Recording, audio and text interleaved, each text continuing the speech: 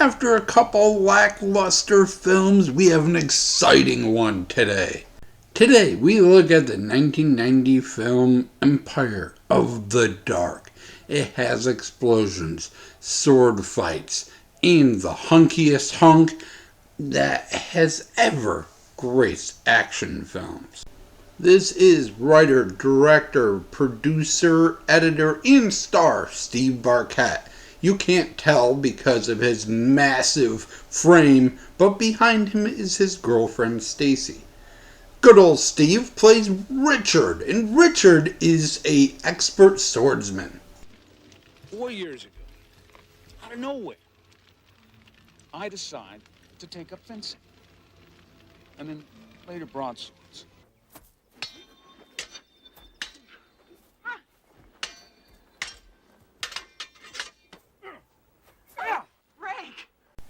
Which is a great dream for him to have because he gets attacked by broadsword wielding demons not once, but twice.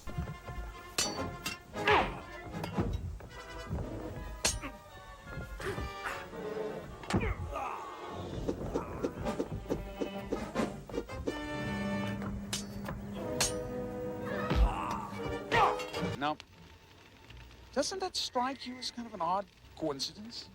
So what is the plot of this fabulous film? Well, 20 years ago when Richard was a cop, his girlfriend left him for a cult member.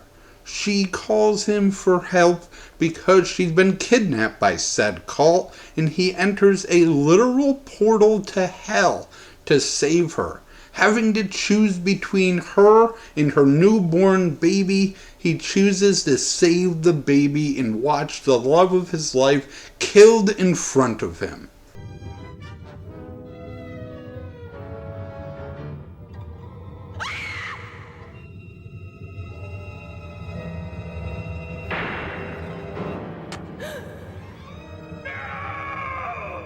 In modern times, a man appears at Eddie's office. Eddie is Richard's old partner when he was a cop, and shows Eddie a picture of the two men that Richard had killed 20 years ago. Good eye, kid. They didn't have cars like that 20 years ago, did they? And that's how long those guys have been dead. Where'd you get this photo? I took it myself, right here in Lava Springs, 2 weeks ago. He also reveals that he is the baby that Richard saved. While that is happening, an old man, played by Joe Pilato from Day of the Dead in a gray wig, goes to talk to Richard's girlfriend, who's a reporter. He tells her what's going on with our plot. 10 girls have died. 10 more will die before the next full moon. How can you know this? 20 years ago in this same region, this same group performed the same ceremony. His daughter was victim number 19 20 years ago, and we see her in the opening scene of the movie.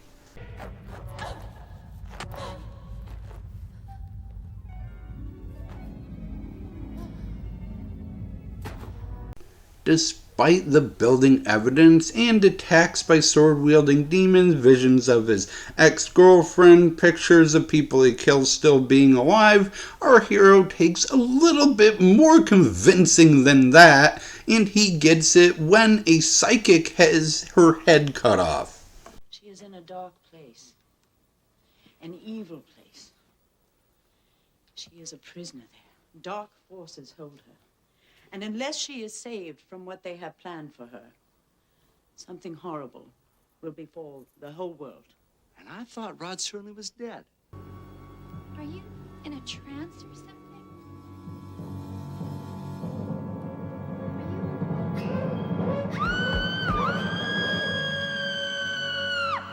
This nun is really pissed off about the whole situation.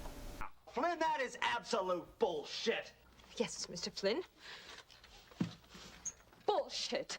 With a Twilight Zone reference out of the way and the nun calmed down and everybody motivated to do this thing, it is time for a 1-week training montage!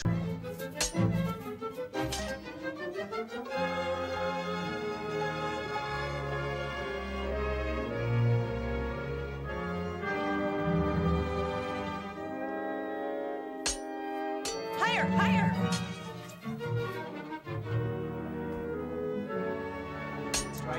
Richard decides to celebrate the end of training with a nap.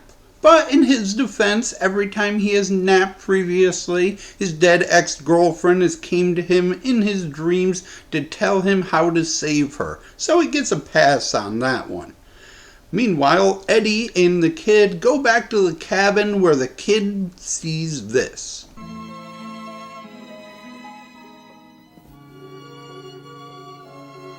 I've come to take you with me, dearie. I'm scared-roused. It turns out that including Eddie in any of this sword training was completely fucking useless because he just sits outside the entrance to hell waiting to set off explosives. The kid has been kidnapped, Angela's ready for sacrifice, and it's up to Richard once again to try to save them both single-handedly. He must do so by entering hell, and the set is actually really cool. The problem is it's also pretty small, and they spend 12 minutes here. It's cool, but it's not 12 minutes cool.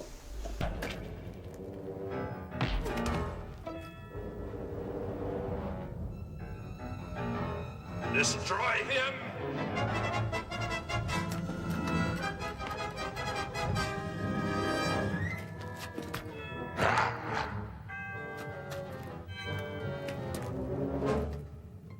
It is now time for our big showdown between Richard and actor Richard Hamilton, famous from being Master Ninja Gordon in 16 ninja films in 86 and 87.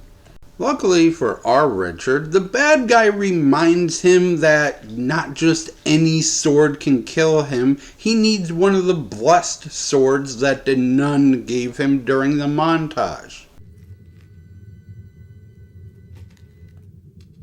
What do you intend to do with that? Send you to hell. Not with that sword. That one belongs to one of my soldiers. Yours is over there.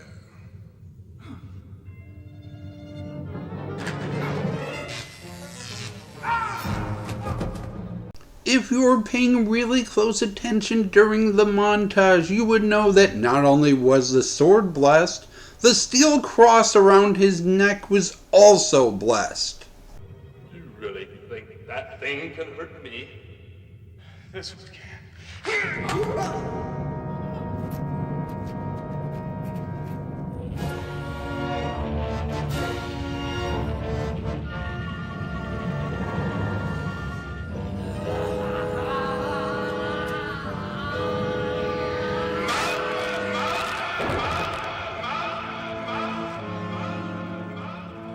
And we end on a really awesome devil puppet with stop motion and matte paintings and all sorts of coolness as Richard escapes hell with Angela and lives happily ever after. Sorry, Stacy, he's found a younger woman. You see, Stacy and I have always been better friends and lovers. Oh, and poor Joe Polito shows up just long enough to get ripped in half.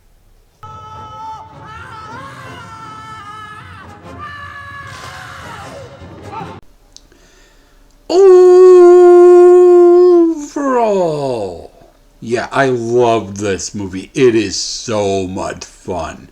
It's a crazy little film. Doesn't get reviewed a lot. I only saw 2 people cover it on YouTube. One of the best of the worst episodes from 7 years ago. It did win its episode. And a So Bad It's Good movie review channel who also loved it. There is so much going on in this movie. I could have talked about it for an hour and tried to reduce it down to a nice 9 minutes for you all. Just, this guy is not an action star, obviously, or he'd be acting in action movies instead of making his own movies. But there's sword fighting, explosions, gunfire. Yep, each of the sword fights in this movie, he starts off with a gun and kills a bunch of the fucking demons with machine guns until he runs out of bullets.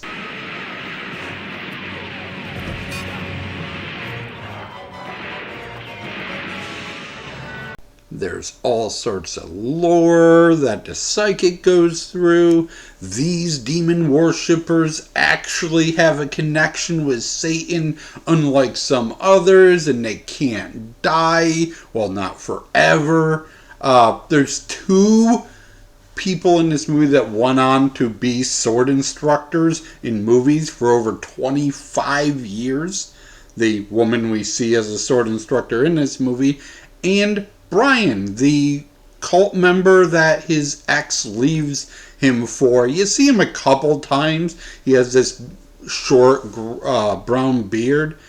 He's the other guy that's not Richard Harrison with the dagger. According to IMDB, Robert Stromberg, 2-time Oscar winner in special effects, did all the matte paintings and stuff for this movie.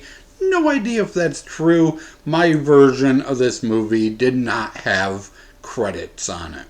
But it's entirely believable. He was doing matte paintings at the time, and the ones in this movie are beautiful.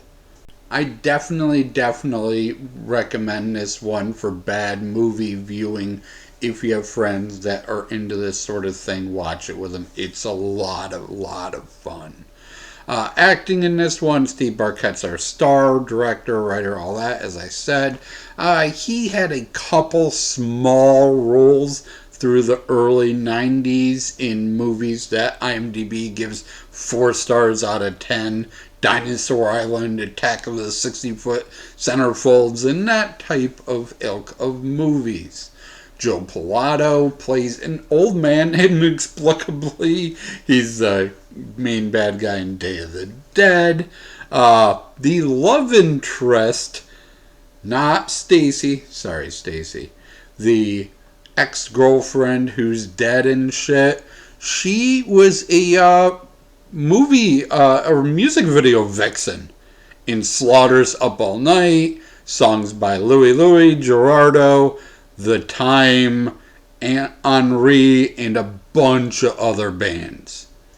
That's pretty much it. Jan Bryant plays the female sword instructor. She was a sword instructor for movies up until 2018. Oh, I guess Stacy deserves a mention. Can't pronounce her last name. Patricia Schiotis. Sounds Greek. Never acted before or again. Guess she didn't like being second banana to the hunkiness of Steve Barkett. Thank you for watching. Definitely check this movie out. And as always, I shall try to do better next time.